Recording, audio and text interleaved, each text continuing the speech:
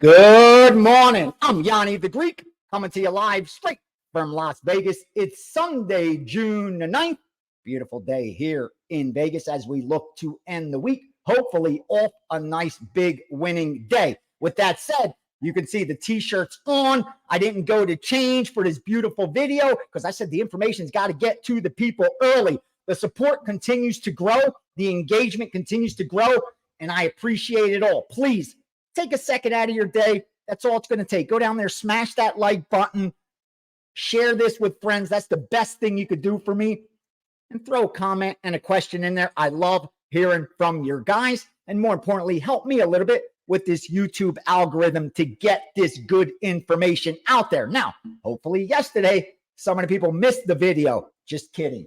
But I tell you when I win, I tell you when I lose. And I'm coming off a losing day. In fact, it was an awful day on Saturday, which is a perfect example of why I manage my risk correctly and why I'm still up for the season, for the year, because no day, week, or even month is going to hurt more than it should. None's going to knock us out of action. Now, if you just jumped on for the weekend and you mismanaged your risk, then you woke up this morning saying, Ace sucks.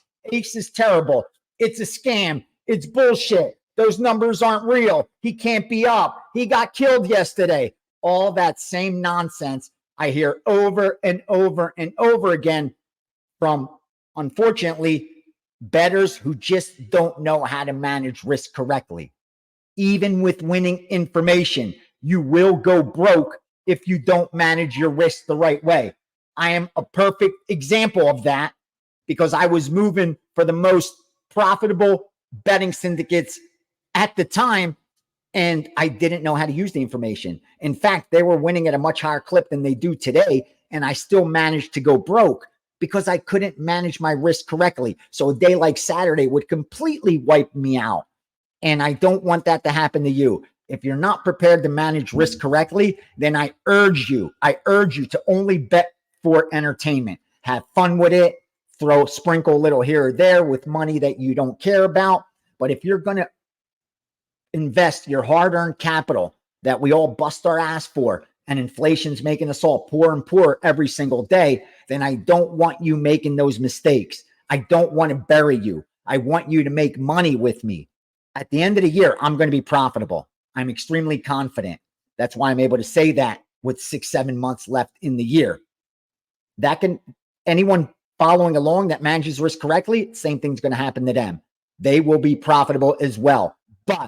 But in the short term, there will be a lot of variance. We will have a great week where we feel like we're stealing, and then we'll have another week where it looks like we never bet before in our lives and we don't know what we're doing. That's just the randomness of betting.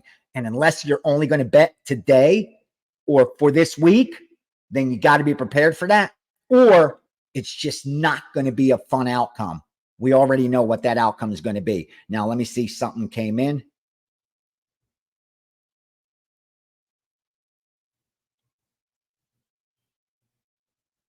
All right. Let me just answer this real quick. Give me a second.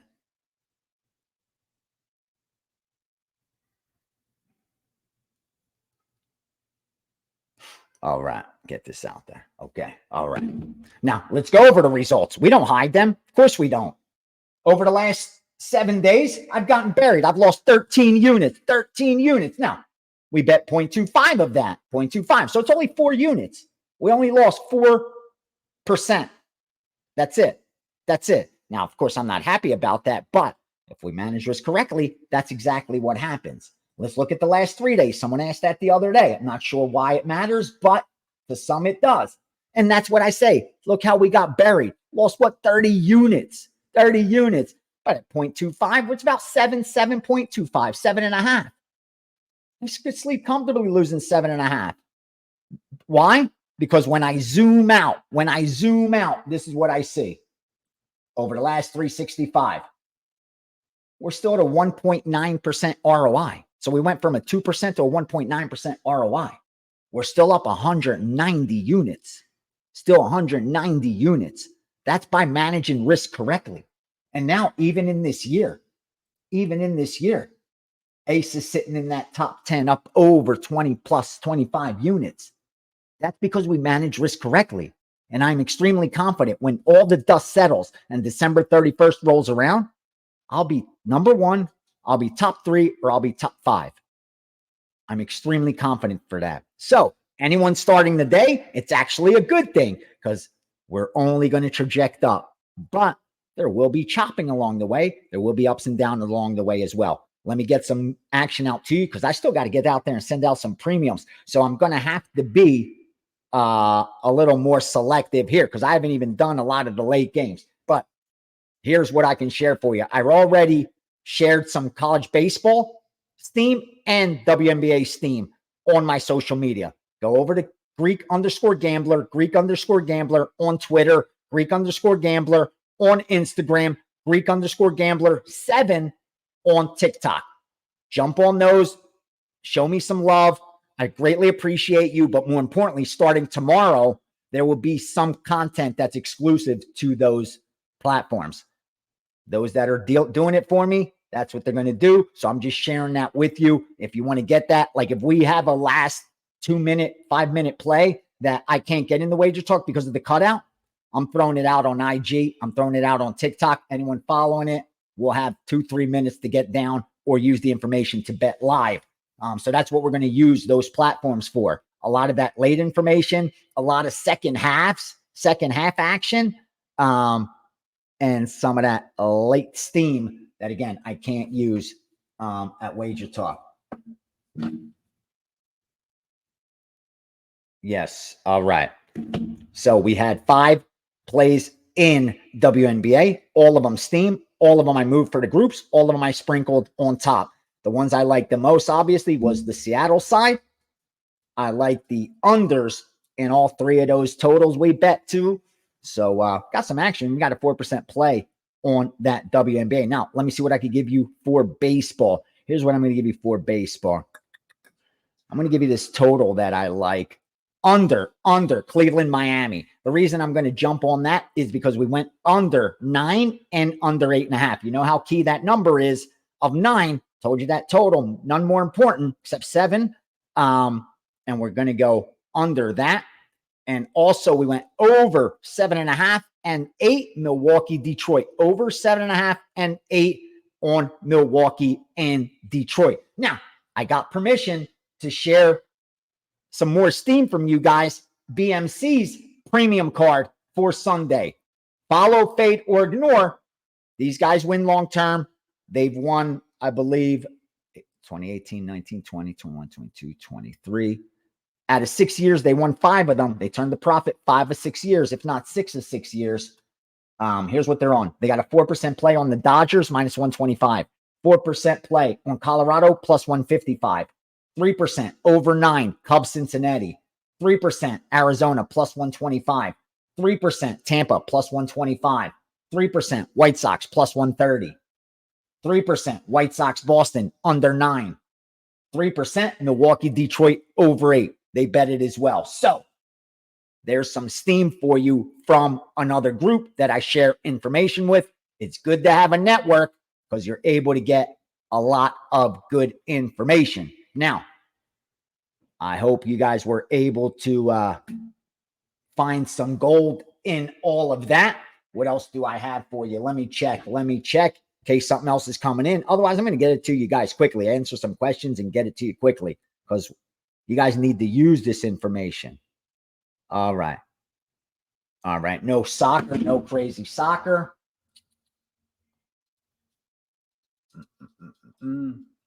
Any late baseball. All right. Wow. The Phillies took a lead, huh? We got the Mets in that one. We bet the Mets early in that one. Not a good way to start the day. They're behind 4-3.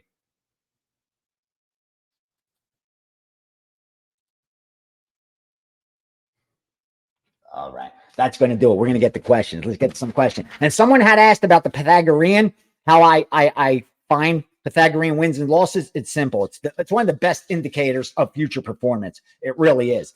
And it's the percentage of games that you expect the team to win against an average team on a neutral.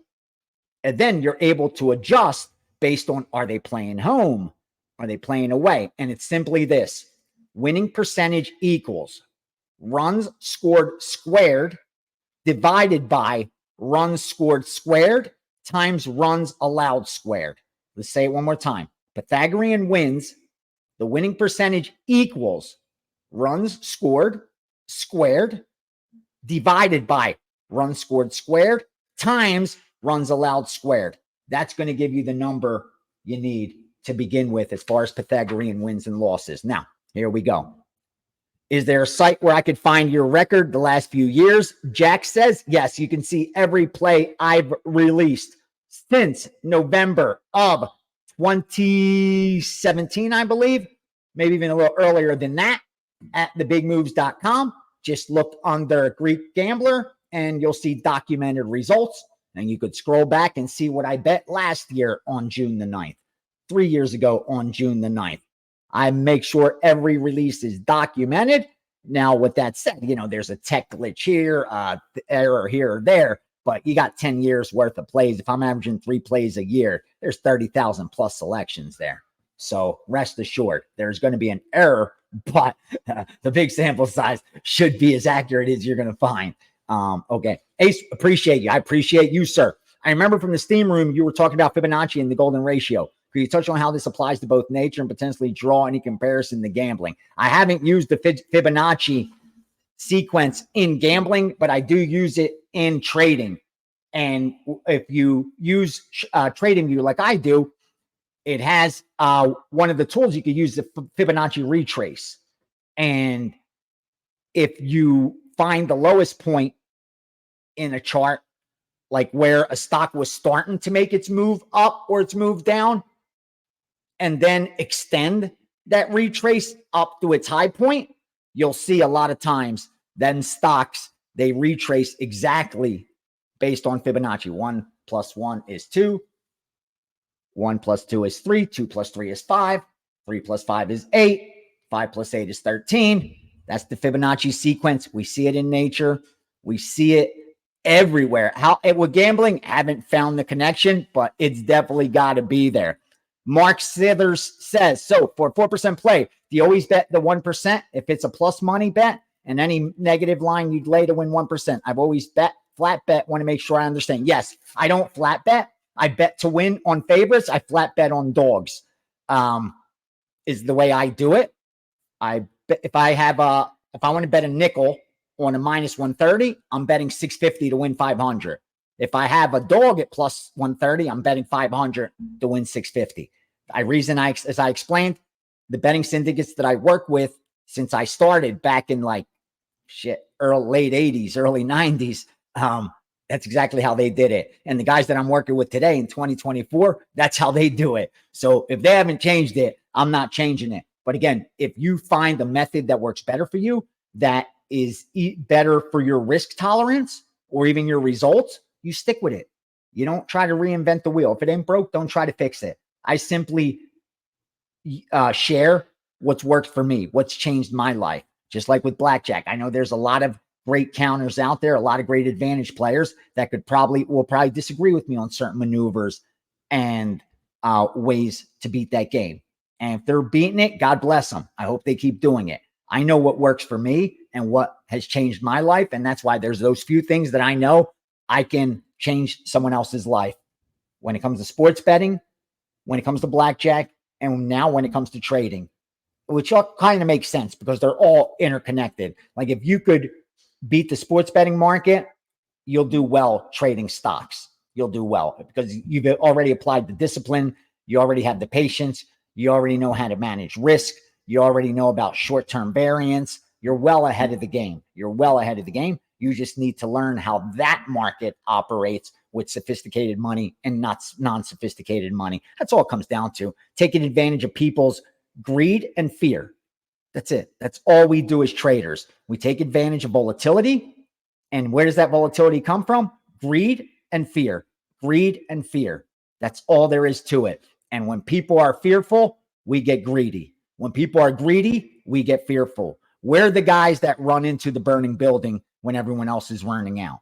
That's how we make our money.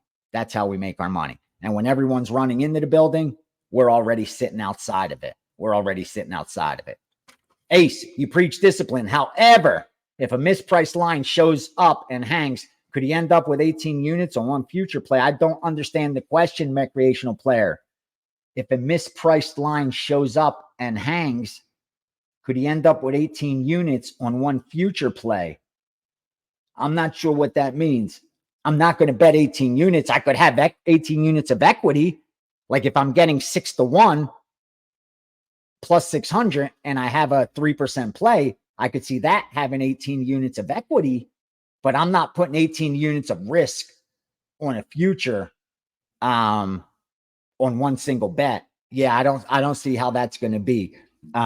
Maybe recreational player, maybe a little more detail with the question. I appreciate them always. And that one I just didn't understand exactly. Jorge Herrera, how's your IG spelled? Same as my Twitter, Greek with the underscore gambler, Greek underscore gambler, just like my Twitter. All right. Michael Melillo, one of my man, my Italian buddy. Do you think online stud poker is rigged? I don't think that any of those companies are rigging it. They don't need to rig it. They take out of the rake. That's why the casino doesn't kick you out if you're the best poker player in the world, because you're not taking their money. They're taking a piece of the rake. Every pot, they're taking money. So they don't care who wins the pot. To them, it's irrelevant. The same guy could win every single pot. And to them, they don't care. But with that said, we know they also have employees at these places. It's not just the top guys. It's not just the board of directors. There's also some employees. There's also programmers, encoders. Well, if they slip in a back door that lets them see the peak cards, let them see the down cards, let them see the other players' cards, it puts them in a huge advantageous position. Now, I'm not claiming that anyone's doing that right now, but what I can tell you with certainty is that it's been done in the past, and history tends to repeat itself. I don't think that's been nipped in the bud. I think if they were doing it then, I'm pretty sure they're probably doing it now. I don't think that's a exercise you would want to stop because it's so profitable. So yeah, that's why I don't mess with online things that I'm not controlling. With the sports betting, I'm controlling. You give me the betting line, I decide whether I want to bet into it. You're dealing me cards. I don't know whether it's coming from a random deck, if it's coming from a real deck, if it's coming from the deck that is programmed. Like, I don't know how that's working. And more importantly, if I'm playing stud or, Hold'em with 5 more guys at the table, how do I know the other 4 don't see my cards and are all working in cahoots? Like, those are the things I worry about online. Not that you can't get cheated on a regular poker table. Shit, when poker started getting bigger and the first poker room opened at the Taj Mahal, me and my buddies would go down there and would turn in a weekend turned into a week, and then a week turned into a month, because we were able to little Greek signals and just play poker together. So we would go down to the Taj and a little signal here, a little where you place the chips there, a little re-raise for me, re-raise for me, re-raise for me. Let's push them out of the pot. You know how to do it, dude. Come on. A Greek word here, a Greek word there. Was it? Where was the integrity back then? Not good, Ace. Not good. Not good. You're hungry. You got to do what you got to do. Got to do what you got to do. All right. All right. I think that's going to do it. I'm going to be able to get this out to you guys quick. Again, please smash that like button. Give me the questions. Bring them. I want to answer them. I want to put you in the right spot. Set that foundation for you. And more importantly, like always, I am accountable for you. I got my ass kicked. I'm right back here telling it to you. I'm not going to hide. I'm not going to brag. You don't hear me bragging about the great year I'm having and how much profit I'm up this year. No. We're going to address the elephant in the room. And that's, not only did I get crushed yesterday, but that puts me down over the last 3 days. That puts me down over the last, I think, 7 days. We need to turn that around because we were running hot. We got up to that close 70 units. So that's the fluctuation. That's the ride that we're all prepared for. Whether you follow, fade, or ignore, I hope you cash them. Don't trash them. I love you guys. Have a great Sunday. Enjoy time with your family. If you're going to church, God bless you and yours. And I hope you have a good winning day. And big week ahead. Ace's birthday. I usually have a winning week. winning week. Love you guys.